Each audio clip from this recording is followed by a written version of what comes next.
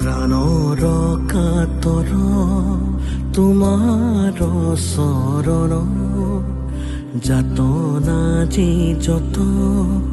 আমাৰ জীৱন অকালৰ আঘাতে